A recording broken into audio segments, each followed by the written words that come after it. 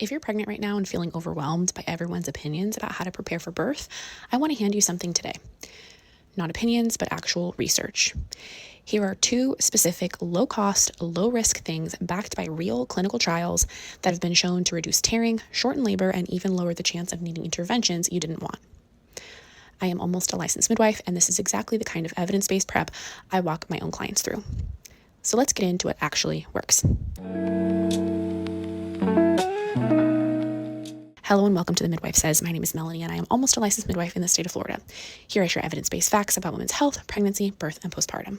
Let's start with something that isn't a supplement or a technique.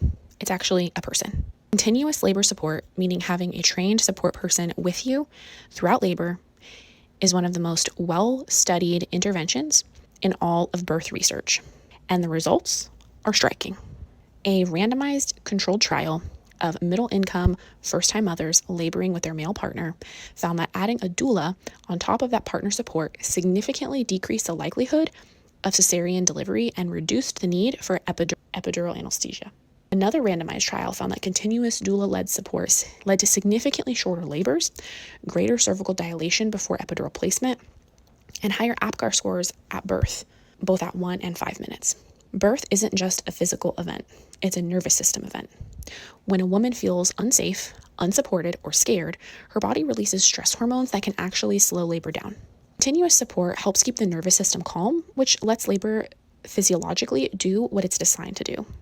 And I cannot tell you how many times I have seen this in practice, that we will have a mom who feels like she is falling apart and the dad really wants to help, but he has never been there before and he doesn't know what to do. And the second that the doula swoops in with her knowledge and her training, it's like the discomfort and the agony and the feeling of can't doing it just completely melts away. So let's talk about what the official guidelines say. I don't want you to think this is just the natural birth community talk. This is backed by mainstream obstetric guidance as well. ACOG's own committee opinion on limiting intervention during labor and birth states that continuous labor support from a non-medical person has a modest but real positive effect. It shortens the duration of labor on average and improves the rate of spontaneous vaginal birth. So in plain language, this is not just a fringe idea. Major obstetric organizations recognize that having consistent, dedicated support in the room changes outcomes. So regardless of whether you're planning a hospital birth, a birth center birth, or a home birth, this applies to you, no matter the setting. If you're looking into hiring a doula or wanting to build your own support team, I always recommend interviewing more than one person to find the right personality fit. And if you're the type of person who wants a physical support tool in the room, I've linked the peanut ball and birth comb that I recommend most often in the description. Both are simple, well-reviewed, and very useful during active labor. Building a support team that you feel safe and comfortable with is one of the biggest decisions that you can make for your birth, no matter the birth setting. So now let's talk about something you can start doing yourself, even in the 3rd trimester. That is perineal massage. This is a technique where you or your partner gently stretch and massage the perineal tissue in the weeks leading up to birth and during the pushing stage itself. A large randomized controlled trial with over 800 women compared perineal massage and warm compresses during the 2nd stage of labor to standard hands-on technique and found intact perineum rates nearly double in the massage and warm compress group. 47% compared to over 26% in the control group. A separate randomized trial in first-time mothers who are at the highest risk for tearing found that perineal massage during the 2nd stage significantly reduced perineal lacerations, with over 81% of the control group experiencing tears compared to 54% in the massage group. Pain scores were also significantly lower at birth, at both 4 and 24 hours postpartum in the massage group. So what does all of that mean? Gently preparing that tissue ahead of time and using specific techniques during pushing genuinely reduces trauma to your body. This is something well within your control. It doesn't require a prescription and it has real trial data behind it. In midwifery practice, we incorporate a lot of perineal massage and warm compress to almost every single client as long as they want it. And our rates of tearing are much less than what I've seen in other environments. So let's talk about why timing and technique matter. Most of the research on perineal massage looks at application starting around 34 to 36 weeks, done a few times a week, along with the specific technique used during the 2nd stage. 2nd stage meaning pushing. Warm compresses combine with gentle counterpressure as the baby's head crowns. This isn't about aggressive stretching. It's slow, deliberate, and done with a lubricant or natural oil. So I get asked all the time what oil to use, and the honest answer is something simple.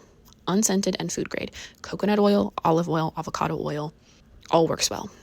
I've linked the one I most often recommend to clients in the description. It's a clean, well-reviewed option without a bunch of unnecessary additives. So instead of hoping tearing just doesn't happen, we're accepting it as inevitable. We can actually prepare the tissue proactively, the same way you'd prepare any muscle or connective tissue for a demanding physical event.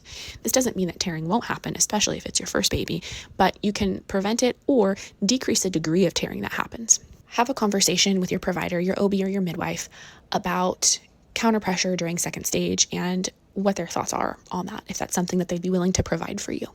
Continuous labor support and perineal massage are two of the most consistently evidence-backed, low-risk interventions available to birthing women, regardless of where you plan to give birth. Neither requires medication, and both have measurable, published outcomes.